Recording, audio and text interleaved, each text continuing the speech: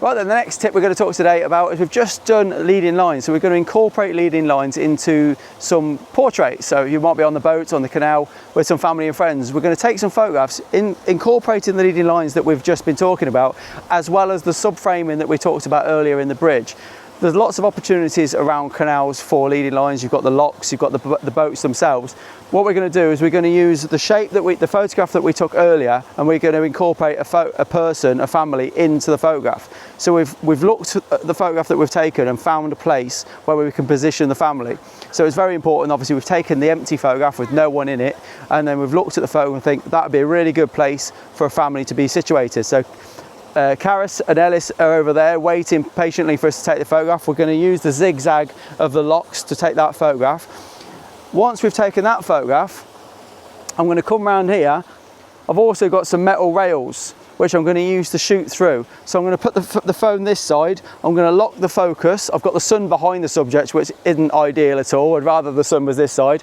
But it does add a nice little silhouette. If it doesn't expose too well, we'll get a nice silhouette out of it. But the point is we're shooting through the shape in the ironwork, in the metalwork of the lock as well. So we've got the camera down here shooting through that shape, as well as a photograph of the family using the zigzags of the leading lines that we took earlier. So there's two lessons that we learned in the previous video.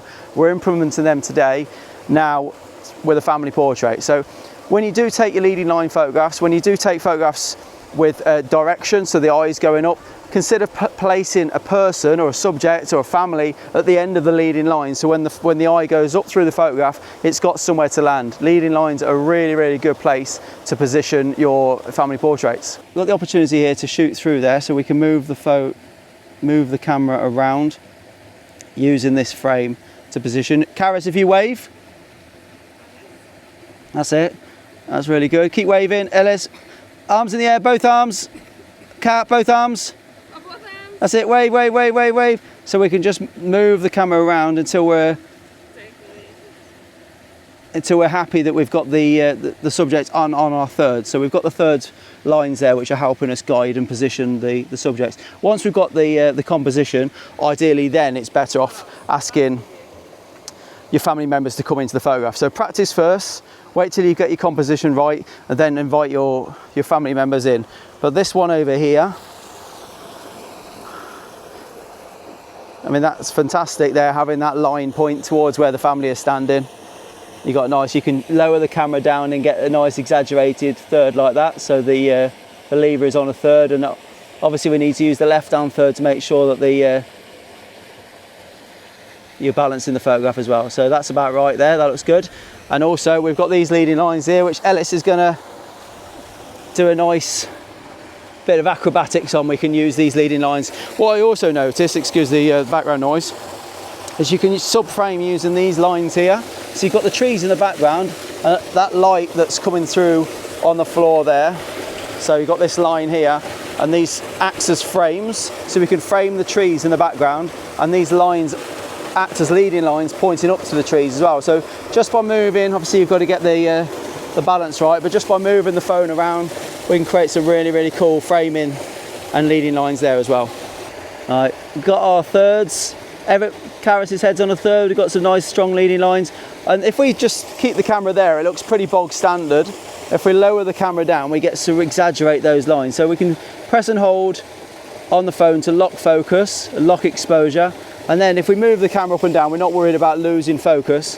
And we can just get the composition right. 3, 2, 1, Ellis, wave. There we are. So the lower we go, and again, big wave, mummy wave, arms up, ready, 3, 2, 1.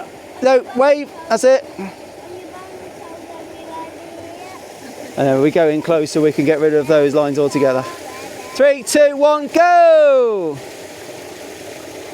Okay, so we're going to have a go at another family portrait. We've come to this amazing lock now with a beautiful house in the background. So I'm going to take a photograph of the family at the front of the boat, if they don't fall in. Right.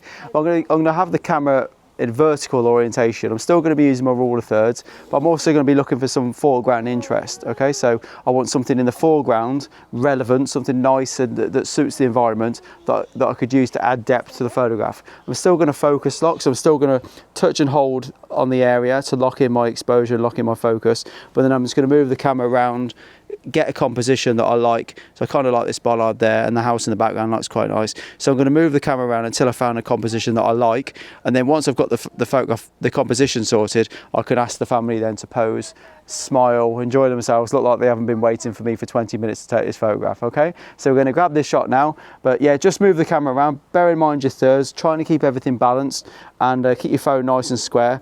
Just take your time, enjoy it, and have some fun with it. Yeah, let's get stuck in. All right, press and hold there. Lock to exposure. Nothing that's going to go out of focus. Let's get that third. 3, 2, 1. Tickle him, tickle him, tickle him. Ready? Well, now we're taking that family portrait. Have a look over the fence there and now check out that other family. That one's even waving for a photograph over the back there.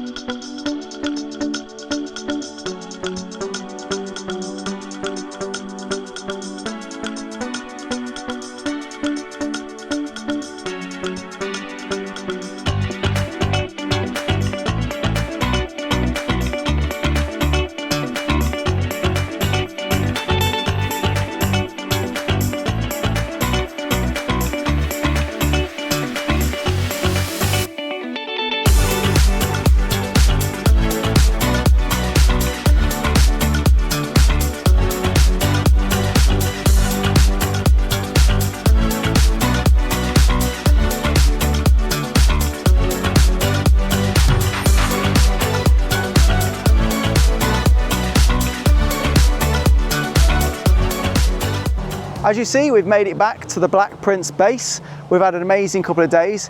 We've given you quite a lot of information in these few videos. I really do hope you found them helpful. I hope they help you develop your photography going forward, but also take some amazing photographs on your trip down along the canal. So thank you so much for watching this mini series. It might be a good idea to watch a couple of the videos over and over just to let it sink in, but thank you so much for Black Prince Holidays for having me come and show you some of the tips for photography with your iPhone. Thank you so much for watching. Hope you enjoyed. Make sure you subscribe, tag us in all your photographs. We can't wait to see how you've got on your journey, and we'll see you in the next one. Thank you so much.